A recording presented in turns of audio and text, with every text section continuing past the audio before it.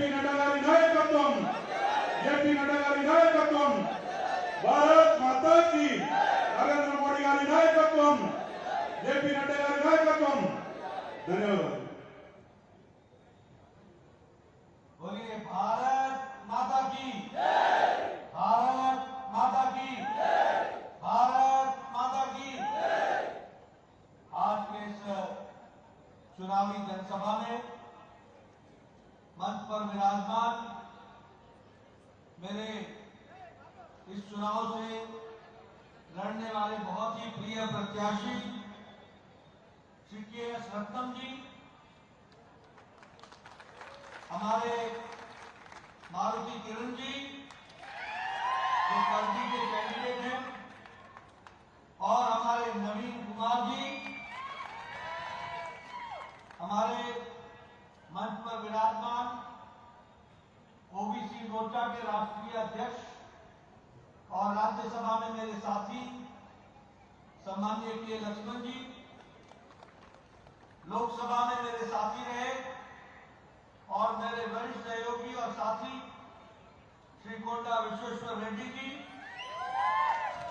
हमारे जिला के अध्यक्ष नरसिम्हा रेड्डी जी, हमारे डिस्ट्रिक्ट के प्रेसिडेंट श्री सदानंद रेड्डी जी, श्री प्रताप रेड्डी जी, और हमारे बहुत ही सीनियर नेता मेरे वरिष्ठ सहयोगी के. प्रकाश जी,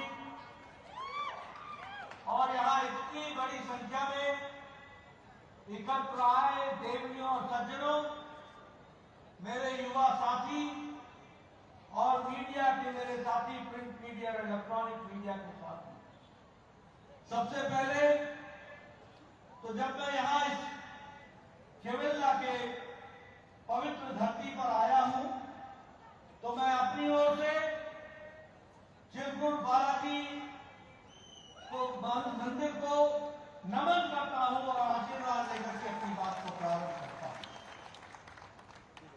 मैं जब केवल्ला में आया हूं तो मेरा ये धर्म भी बनता है और मेरा ये सौभाग्य भी है कि मैं आज यहां कोंडा वेंकट रंगा रेड्डी जी को नमन करूं, जिन्होंने आजादी की लड़ाई में अपने आप को योगदान किया, और आज उनके प्रपौत्र श्री विश्वेश्वर रेड्डी यहां उपस्थित हैं, उनका भी मैं स्वागत करता हूं। मित्रों, आज चुनाव की बेला में बहुत सी बातें हमारे विश्वेश्वर जी ने आपके सामने कही हैं, और हमारे के.एस. रत्नम ने बहुत अच्छे से आगे 5 साल में जो काम करना है उसकी बात कही। लेकिन ये चुनाव मैं महसूस करता हूं कि जिस तरीके से आपने, जहां एक तरफ क्रिकेट का वर्ल्ड कप हो रहा है, सारी दुनिया देखने के लिए आतुर है, उस बीच में आप यहां इतनी बड़ी संख्या में आए हैं, ये बताता है कि आपने के.एस. रत्नम को, मारुति किरण को और नवीन कुमार को चुनाव जिताने का मन बना लिया है। ये बात सच है। मित्रों, सिर्फ इनको विधानसभा में भेजना ही हमारा लक्ष्य नहीं है। इनके माध्यम से तेलंगाना की तकदीर बदले, तस्वीर बदले, ये हमारा लक्ष्य है। इनके माध्यम से तेलंगाना जो भ्रष्टाचार से ग्रसित है उससे निकले और पूरी ताकत के साथ आगे बढ़े, ये हमारा लक्ष्य है। ये केसीआर, ये बीआरएस, ये जो तेलंगाना राज्य समिति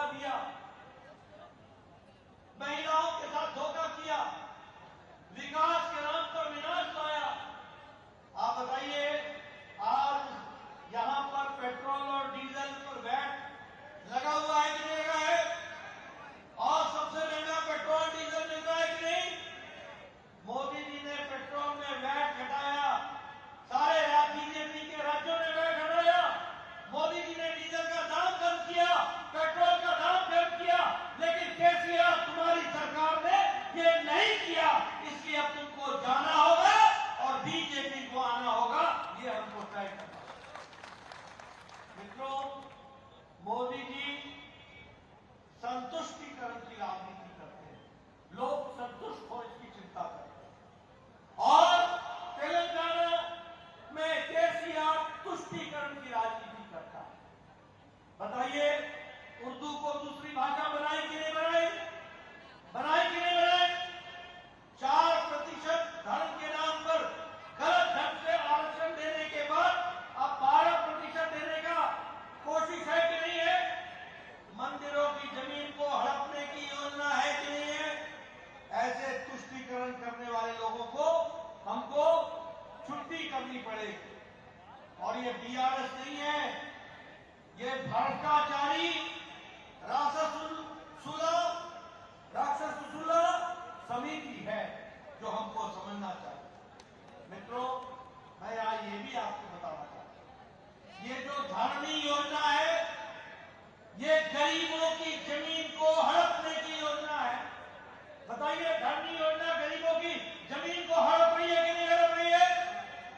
छुट्टी करोगे कि नहीं करोगे? और ये भ्रष्टाचार है कि नहीं है? ऐसे लोगों को हमको छुट्टी करनी पड़ेगी। अभी विश्वेश्वर जी बात कर रहे थे कालेश्वरम की। ये कालेश्वरम का प्रोजेक्ट जो 38,000 करोड़ रुपए का था, आज 1,20,000 करोड़ का हो गया। और इसमें भी घपला हुआ, घोटाला हुआ, ब्रिज की जमीन धंस गई। अब आपने केसीआर की पार्टी को धंसा देना है और भारतीय जनता पार्टी को आगे लाना है। మిత్రులారా, ఈరోజు ఈ పవిత్రమైనటువంటి భూమి మీద చేవేళ్లలో అడుగుపెట్టడం అదృష్టంగా భావిస్తా ఉన్నాను. చిలుకూరి బాలాజీ గారిని ఒకసారి నేను స్మరించుకొని ఆ భగవంతుని యొక్క ఆశీస్సులతో ఇంత పెద్ద సంఖ్యలో ఉన్నటువంటి మన యువకులు, మన మీడియా మిత్రులు, మీ అందరూ కూడా నేను నమస్కరిస్తూ ఈరోజు నా ప్రత్యేకమైనటువంటి బాధ్యత, కర్తవ్యం, ధర్మం. కొండా వెంకటరెడ్డి గారు, కొండా వెంకట రంగారెడ్డి గారు స్వర్గీయులు, ఒక స్వాతంత్ర సమరయోధులు. వారి జిల్లాకే కాదు రాష్ట్రానికి ప్రతీక. వారిని ఒకసారి స్మరించుకొని వారి మనమని రోజు మన బీజేపీలో కొండా విశ్వేశ్వర గారు కొనసాగుతున్నారు. వారి వారసత్వంగా ఈ ఎన్నికల్లో ముఖ్యంగా మీరు ఆలోచన చేయాల్సింది, ఏ రకంగా ఈ కేసీఆర్ బీఆర్ఎస్ ప్రభుత్వం ప్రజల త్యాగాల పునాదుల మీద ఏర్పడినటువంటి ఈ ప్రభుత్వము ఎవరి కోసం పనిచేస్తున్నదంటే ఆ నలుగురు కుటుంబ సభ్యుల కోసమే. తెలంగాణ ప్రజల అవసరాలు విస్మరించి వాళ్ళ ప్రయోజనాలు పణంగా పెట్టి మరి మీరందరూ కూడా మార్పు కోరుకుంటున్నారు. ఆ మార్పు వాళ్ళని మీరు చూస్తూ ఉన్నాం. ఇవాళ ప్రపంచ ప్రఖ్యాతి కలిసినటువంటి వరల్డ్ కప్ క్రికెట్ ఇంత పెద్ద ఎత్తున మరి జరుగుతున్నప్పటికీ, అందరి ఆసక్తి కూడా మ్యాచ్ మీద ఉన్నప్పటికీ, అంతకంటే పెద్ద ఆసక్తి ఈ రాష్ట్రంలో కేసీఆర్ ప్రభుత్వం పోవాలి, బీజేపీ రావాలనేటువంటి ఒక చిత్తశుద్ధితో, నమ్మకంతో మీరు వచ్చారు. కాబట్టి మీ అందరికీ ప్రత్యేక అభినందనలు. ఇవాళ మీరు మా అభ్యర్థులను ఎమ్మెల్యేగా గెలిపిస్తే వారి భవిష్యత్తు కోసం కాదు, తెలంగాణ ప్రజల భవిష్యత్తు కోసం వారి పనిచేయడమే కాకుండా ఈ తెలంగాణలో ఏ అవినీతి ప్రభుత్వం, ఏ కుటుంబ పాలన, ఏ కుల పాలన ఈరోజు జరుగుతుందో ఈ యొక్క కేసీఆర్ యొక్క పాలనకు విముక్తి చేసి ప్రజలను ఆదుకోవడానికే మా అభ్యర్థులను ఎమ్మెల్యేలుగా గెలిపించండి. వేలాది మంది బలిదానం చేశారు, కానీ కేసీఆర్ ఆ బలిదానాలను పూర్తిగా, ఆ అమలులను విస్మరించి తన కుటుంబం కోసమే వాళ్ళు పనిచేస్తున్నారు. కాబట్టి మరి ఆ రకంగా తెలంగాణ ప్రజలు వెనక్కి పెట్టి తన కుటుంబాన్ని మాత్రం ముందుకు తీసుకుపోయేటువంటి ఏదైతే ప్రయత్నాలు జరుగుతున్నాయో దానిని అడ్డుకోవడానికే ఇవాళ బీజేపీ అభ్యర్థులను ఎమ్మెల్యేలుగా గెలిపించారు. నవంబర్ 30 అది శుభదినం. మీరందరూ కూడా ఆ రోజు మరి ఈ కేసీఆర్ పాలనకు స్వస్తి పలకడానికి ఏదైతే బీజేపీ ఒక రాజకీయ యుద్ధం ప్రకటించిందో, ఈ కుటుంబ పాలన మీద, ఈ వంశపరపర రాజకీయాల మీద నరేంద్ర మోడీ గారు మరి మన పనిపోకుండా, రాజీ పడకుండా ఏదైతే పోరాటం కొనసాగిస్తున్నాడో అది జమ్మూ కాశ్మీర్ అయినా, పంజాబ్ అయినా, హర్యానాలో అయినా, మహారాష్ట్ర, బీహార్, వెస్ట్ బెంగాల్, ఆంధ్రప్రదేశ్, చివరికి తెలంగాణలో కేసీఆర్, కేటీఆర్, కవితారావు, హరీష్ రావు, సంతోష్ రావు, వినోద్ రావు వీళ్ళ కోసం మనం తెలంగాణ తెచ్చుకుంది. అందుకని ఇవాళ భారతీయ జనతా పార్టీ ఇవాళ పోరాటం చేస్తా ఉన్నది. మీ అందరూ కూడా ఈ పోరాటానికి మద్దతు తెలిపి ఖచ్చితంగా మరి ఈ యొక్క కేసీఆర్ ప్రభుత్వానికి రాజకీయ పరమైనటువంటి చరమ గీతం పాడి ఏ రకంగా ఇవాళ రైతులను సులుపోసుకుంటుంది కేసీఆర్ ప్రభుత్వం. యువత పొదులు ఇస్తా అని చెప్పి మోసం చేసి దగా చేసింది. మహిళలకు కనీసం రక్షణ లేకుండా ఇవాళ ఏ రకంగా మహిళల యొక్క వాళ్ళ వడ్డీ ఇవ్వకుండా మోసం చేస్తున్నాం. ఒక్కసారి ఆలోచన చేయండి. నరేంద్ర మోడీ ఇవాళ కేంద్రంలో సామాన్యుల మీద పెట్రోల్ డీజిల్ భారం పడుతుందని చెప్పి పెద్ద మనసుతో ముందుకు వచ్చి కేంద్ర ప్రభుత్వం 5 రూపాయలు ఎక్సైజ్ డ్యూటీ తగ్గిస్తే బీజేపీ పాలిత రాష్ట్రాల్లో ఉత్తరప్రదేశ్ లో 15 రూపాయలు, మిగతా రాష్ట్రంలో 5-10 రూపాయలు తగ్గిస్తే 20 రూపాయలు ఇవాళ భారం బీజేపీ తగ్గించింది.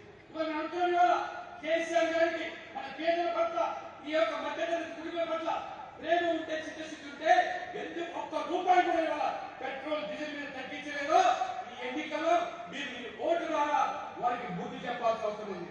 దయచేసి మీరందరూ కూడా ఒకసారి ఆలోచించండి. మోదీ గారు సబ్కా సాత్ సబ్కా వికాస్ అన్ని వర్గాల ప్రజలు ఇవాళ సంస్కృతికమైనటువంటి రాజనీతిలో పనిచేస్తా ఉంటే ఇవాళ కేసీఆర్ బుజ్జగింపు చర్యలు మైనార్టీ యొక్క వారికి లొంగిపోయి ఓట్ల రాజకీయానికి పాల్పడుతూ ఏ రకంగా ఇవాళ తెలంగాణ రాష్ట్రంలో ఉర్దూ భాషను 2వ అధికార భాషగా మార్చేసి ఇవాళ మతపరమైనటువంటి రాజ్యాంగ విరుద్ధమైనటువంటి 4% ముస్లిం రిజర్వేషన్లను 12% రిజర్వేషన్ పెంచుతున్నారంటే ఎవరి కోసం? కేవలం ఓట్ల కోసమే. ఇవాళ అందుకనే మన యొక్క దేవాలయ భూములు అన్యాకరణలు అయిపోతున్నాయి. ఈ దేవాలయ భూములు ఈ ప్రభుత్వం కాపాడలేకపోతుంది. కాబట్టి టీఆర్ఎస్ అంటే ఇది భ్రష్టాచార రాక్షసుల సమితి. రాక్షసులు ఏ రకంగా ప్రజల మీద పడి వారు ఏ రకమైనటువంటి దౌర్జన్యాలకు ఘాటుగా పాల్పడ్డారో అదే పంతాన్ని వాళ్ళ టీఆర్ఎస్ నాయకులు, ఎమ్మెల్యేలు మొత్తం ప్రజలు దోచుకుంటున్నారు.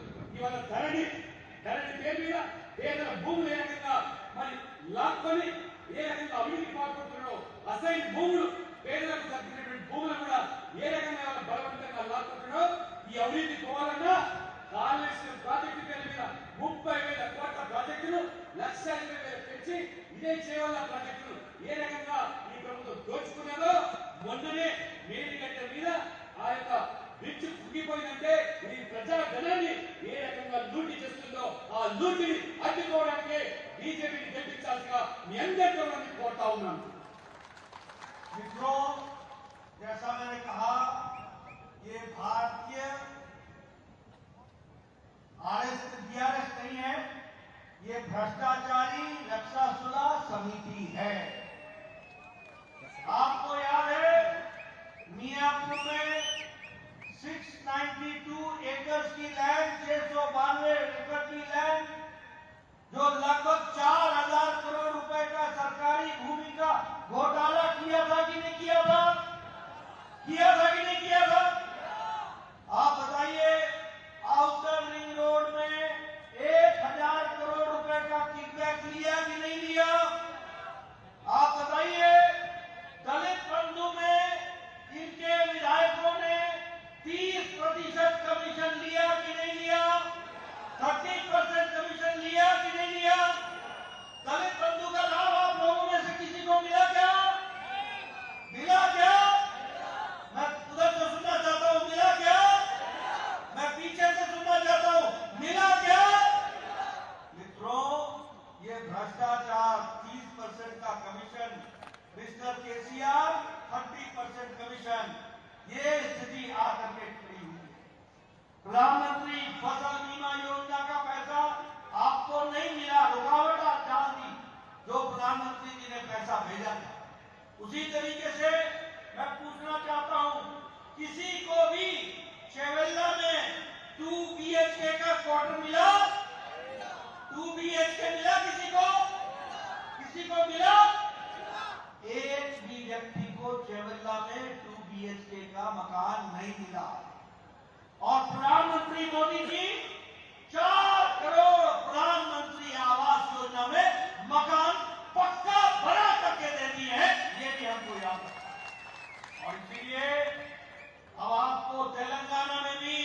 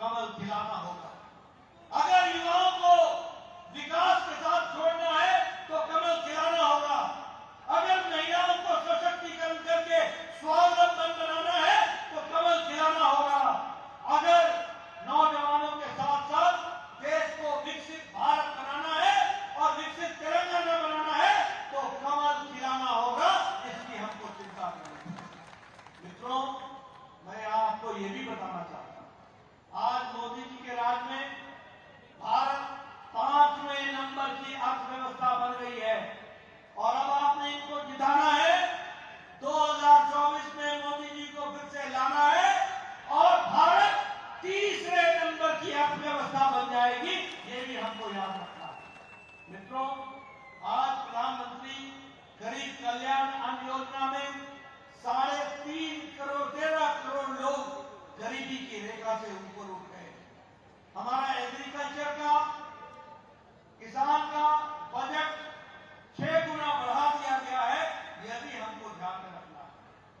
इंफ्रास्ट्रक्चर के लिए 10 लाख करोड़ रुपए इस साल खर्च होंगे और मोदी जी ने सड़क बनाने के लिए 1 लाख करोड़ रुपए तेलंगाना में खर्च किया है, यह भी हमको याद रखना चाहिए।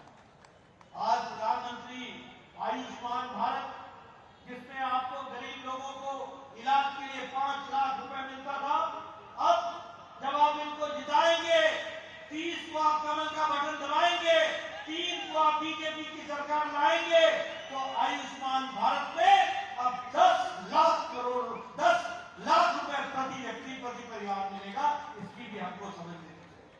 और इसीलिए जहां आवास योजना है, उज्ज्वला योजना है, उजाला योजना है, सौभाग्य योजना है, ये सारी योजनाएं आप तक सही ढंग से पहुंचे, इसकी हमको चिंता करनी पड़ेगी। మిత్రులారా, ఇంతకుముందు చెప్పినట్టుగా టీఆర్ఎస్ అంటేనే అదొక రాక్షసుల పార్టీ. ఏ రకంగా దోచుకున్నారంటే మియాపూర్ ప్రభుత్వ భూములు 693 ఎకరాలు 4,000 కోట్ల రూపాయల కుంభకోణం ఏ రకంగా జరిగిందో మీ అందరికీ తెలిసిందే. ఏ రకంగా భూమిని తినేస్తా ఉన్నారో మీరు చూస్తా ఉన్నారు. వాళ్ళు ఔటర్ రింగ్ రోడ్ పేరు మీద 1000 కోట్ల దోపిడీ చేశారు ఈ ప్రభుత్వం. దళిత బంధు పేరు మీద కూడా ఏ రకంగా దళితులు కొట్టబట్టి స్వయంగా ఎమ్మెల్యేలే ఇవాళ 30% కమిషన్ తీసుకుంటారని చెప్పి ముఖ్యమంత్రి కేసీఆర్ ప్రకటించారంటే ఇది 30% కమిషన్ ప్రభుత్వమా కాదా మీరు తెలుసుకోండి.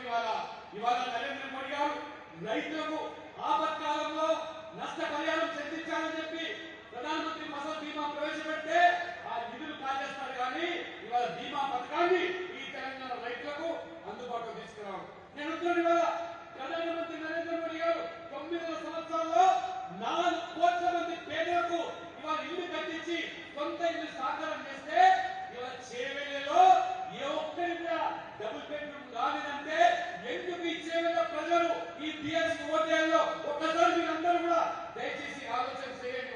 ఇవాళ నిజంగా తెలంగాణలో కమలం వికసించి బీజేపీ గెలిస్తే గానీ మీకు చేవెళ్లలో సొంతింటి కల సాకారం అవుతున్నది. దయచేసి ఇవాళ నరేంద్ర మోడీ గారు 5G నెట్వర్క్ ఏ పల్లెలు చూసినా ఎక్కడ చూసినా ఇంటర్నెట్ వైఫై, అది మోడీ గారు 5G. మరి కేసీఆర్ 5G అంటే ఇంతకుముందే చెప్పారు వారు, 5G అంటే ఏ రకంగా గోటాల గుండాల గరీబీ ఇవన్నీ కూడా కేసీఆర్ ప్రఖ్యాతిగాంచాడు. కాబట్టి ఇవాళ ఈ ప్రభుత్వం ఉండాల్సిన అవసరం ఉందా ఆలోచన చేసుకోండి. ఇవాళ దేశాన్ని నరేంద్ర మోడీ గారు ప్రపంచ వ్యాప్తంగానే ఏ రకంగా అభివృద్ధికి వేగం చేసి పేదల సంక్షేమం కోసం పాటుపడతా ఉంటే, మరోవైపు తెలంగాణ ప్రజలు కూడా పెద్ద ఎత్తున నిధులు కల్పించి ఆదుకుంటా ఉంటే, ఇవాళ వ్యవసాయాన్ని లాభసాటిగా చేసి రైతులను, యువతను, మహిళలను ఈ రకంగా అభివృద్ధి జరుగుతూ ఉంటే తెలంగాణలో కూడా గమనం వికసిస్తే గానీ ఈ అభివృద్ధికి నోచుకోదు. ఇవాళ మోదీ గారి నేతృత్వంలో ప్రపంచంలోనే 5వ పెద్ద ఆర్థిక దేశంగా ఇన్ని కష్టకాలంలో కోవిడ్, ఒకవైపు యుక్రెయిన్ రష్యా యుద్ధం ఉన్నప్పటికీ కూడా ఒక ముందు చూపుతున్నటువంటి నాయకుడు మోదీ గారు ఉండడం వల్లనే 5వ స్థానం ఆర్థికంగా ఎదిగారంటే 3వసారి వీళ్ళందరూ కలిసి నరేంద్ర మోడీ గారిని ప్రధానమంత్రి చేస్తే తప్పకుండా 3వ అతిపెద్ద ఆర్థిక దేశంగా ప్రపంచంలో తీర్చిదిద్దేటువంటి బాధ్యత మోడీ గారు తీసుకుంటారు. ఇది మోదీ గారి గ్యారెంటీ అని చెప్పి మీకు తెలియజేస్తూ, ఈ దేశంలో ఉన్నటువంటి 13.5 కోట్ల పేదరిక నిర్మూలించి వాళ్ళు గట్టెక్కించేది మహానుభావుడు ఇవాళ నరేంద్ర మోడీ గారు. అంతేకాదు వ్యవసాయానికి బడ్జెట్ 6 రేట్లు పెంచి రైతుల పట్ల వారి కూడా మమకారం సాటి చెప్పారు. అంతేకాకుండా మౌలిక సదుపాయాల కోసం ఇవాళ ఏ రకంగా 10 లక్షల కోట్లు ఇన్ఫ్రాస్ట్రక్చర్ మీద ఖర్చు పెట్టారు. కేవలం తెలంగాణలో నేషనల్ హైవేస్ కు 1,00,000 కోట్లు ఖర్చు పెట్టారు. రైల్వేస్ కానివ్వండి, ఆ రకంగా రోడ్ వేస్ కానివ్వండి, అన్నింటిలో కూడా ఇవాళ 9 సంవత్సరాల్లో 9 లక్షల కోట్లు తెలంగాణకు మాత్రమే ఇచ్చిపెట్టి నరేంద్ర మోడీ గారు పేదల ఆరోగ్యం కోసం కూడా ఇవ్వాలి. 5 లక్షలు ఉన్నటువంటి ఆరోగ్య బీమా పథకాన్ని ఈ కేసీఆర్ గారు తెలంగాణ అమలు చేయకపోయినప్పటికీ కూడా ఇవాళ పెద్ద మనసులో మీరు మా అభ్యర్థులను ఎమ్మెల్యేగా గెలిచి ఈ రాష్ట్రంలో మా ప్రభుత్వాన్ని తీసుకొస్తే ఈ ఆయుష్మాన్ పథకాన్ని 10 లక్షల ఆరోగ్య బీమా మీకు వర్తింపజేస్తామని కూడా ఈ సందర్భంగా తెలియజేస్తూ అనేక పథకాలు మా కేంద్రంలో ప్రధానమంత్రి ఆవాస్ యోజన, ఉజ్వల, ఉజాల, సౌభాగ్య అనేక పథకాలు కూడా మనకు అందాలి. దళారీ వ్యవస్థ ఉండకుండా ఉండాలంటే తప్పకుండా ఈ రాష్ట్రంలో బీజేపీ ప్రభుత్వం రావాలి. అందుకు మీరందరూ సహకరించాలి. मित्रों, प्रधानमंत्री मोदी जी ने पिछले 9 साल में तेलंगाना में 5,20,000 लाख करोड़ रुपए खर्च किए हैं इंफ्रास्ट्रक्चर विकास के लिए। और उसी तरीके से नेशनल हाईवे डबल कर दिया, 2,500 किलोमीटर सड़क बनाकर। और उसी तरीके से 9 साल के अंदर रेलवे में 250 किलोमीटर की रेलवे लाइन बनाई है। और आपको जानकर खुशी होगी कि अभी प्रधानमंत्री जी ने रामागुंडम में फर्टिलाइजर और केमिकल लिमिटेड को 6,338 करोड़ रुपए देकर फिर से उसको शुरू किया। मित्रों, इसलिए विकास के साथ जोड़ने का काम प्रधानमंत्री जी ने किया। लेकिन मैं यहाँ याद दिलाना चाहता हूँ चेवेल्ला के लोगों को कि जब 2017 में हमारे हैदराबाद बीजापुर की नेशनल हाईवे, उस हाईवे को केंद्र सरकार ने सैंक्शन दे दिया। उस समय कोंडा विश्वेश्वर रेड्डी जी उस समय एमपी थे। भारत सरकार ने हैदराबाद बीजापुर सड़क को जो यहाँ से गुजरने वाली थी, ये जहां हम बैठे हैं यहाँ से गुजरने वाली थी, इसको उन्होंने सैंक्शन भारत सरकार ने दिया। लेकिन केसीआर ने कॉम्पनसेशन नहीं किया। इसका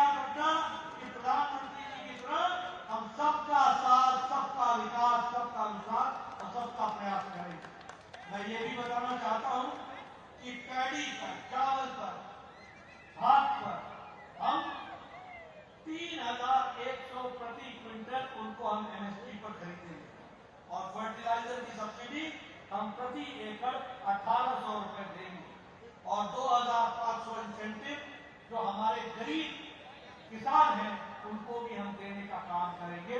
ये भी हम आपको विश्वास करेंगे और साथ में हमारी सरकार बनेगी तो हम पेट्रोल और डीजल पर वैट हटा देंगे और उनको मुख्यधारा में किसानों को लाएंगे। इसकी हम चिंता करेंगे। बच्चों को हम फ्री लैपटॉप देंगे और इसके साथ साथ सेल्फ हेल्प ग्रुप को 1% पर लोन देकर के उनको हम खड़ा करेंगे। इस तरीके का हम काम करेंगे और नौजवानों को 2.5 लाख जॉब सरकारी नौकरी 5 साल के अंदर देंगे। ये भी आप याद रखिए।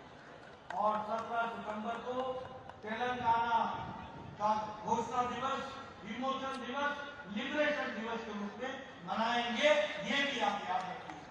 इसलिए मित्रों, हमारा प्रयास कि हम तेलंगाना को मुख्य धारा में आगे बढ़ाएं, मोदी जी के दृष्टि से इस तेलंगाना को आगे बढ़ाएं, इन भ्रष्टाचारियों से आपको बचाएं और विकास की नई मंजिल तय करें। ये हमारा निवेदन है।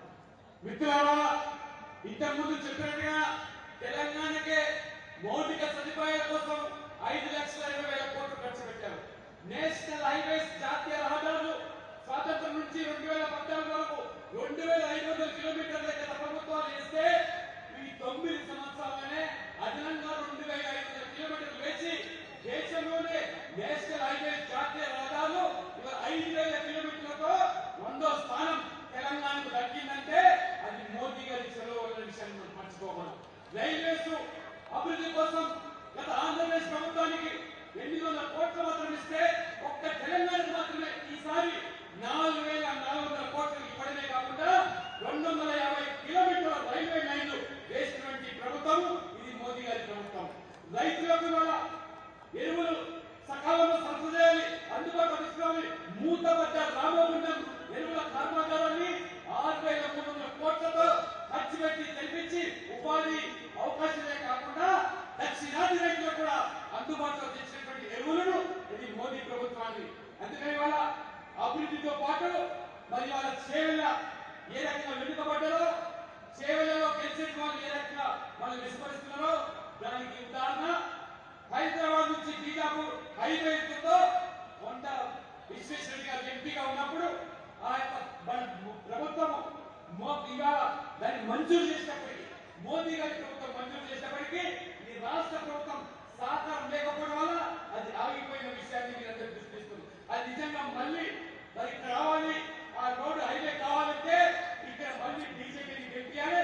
అప్పుడే అది సాధ్యమవుతుంది. వాళ్ళు 1,100 ఎకరాల భూమి సీతారామ ఆలయ భూములు, ఇంతకు చెప్పిన దేవాలయ భూములు ఏ రకంగా భూ పకాసులు సాధిస్తున్నారో దానికి చాలా ఉదాహరణ ఈ చేవెళ్లలో 1,100 ఎకరాలు ఆ భూమిని ఈ కేటీఆర్ మంత్రి ఏ రకంగా ఇండస్ట్రియల్ కార్పొరేషన్ కట్టబెట్టి నామకం ధరతో ఏ రకంగా ఇవాళ హిందువుల మనోభావాలను, హిందువుల దేవాలయాలను సాధిస్తున్నారో ఒకసారి మీరు ఆలోచించండి. 1,300 ఎకరాలు పేద అసైన్డ్ భూములు పేద రైతుల దగ్గర నుంచి బలవంతంగా లాక్కొని ఏ రకంగా బీఆర్ఎస్ నాయకులు దాన్ని సొమ్ము చేసుకుంటున్నారో మీరు ఒకసారి ఆలోచించండి. ఇవాళ కాంగ్రెస్ గ్యారెంటీల పేరు ఎందుకు వస్తున్నారు? ఇది బూటకు గ్యారెంటీలు, అబద్ధపు గ్యారెంటీలు, అమలుకు కాని గ్యారెంటీలు.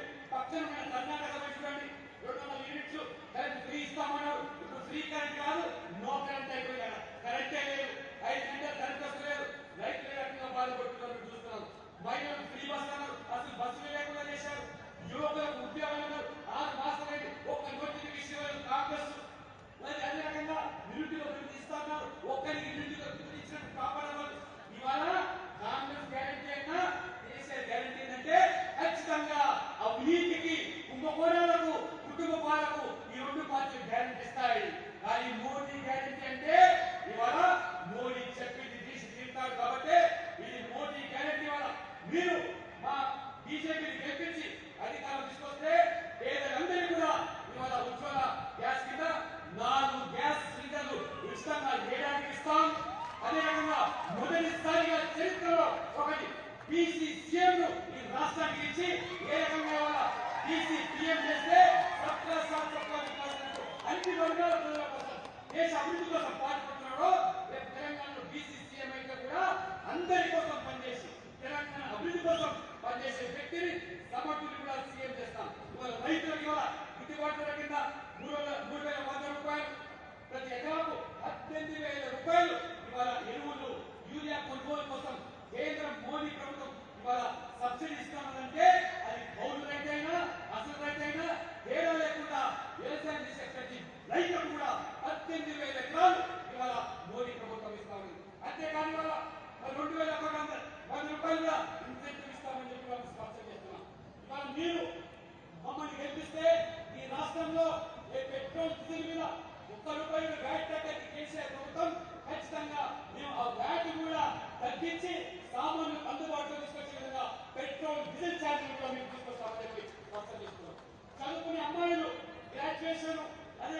ప్రిపరేషన్ చేసే వాళ్ళకు ఫ్రీ ల్యాప్టాప్స్ అందరికి కూడా అందుబాటులో తీసుకొస్తాం మా బీజేపీ ప్రభుత్వం వస్తే.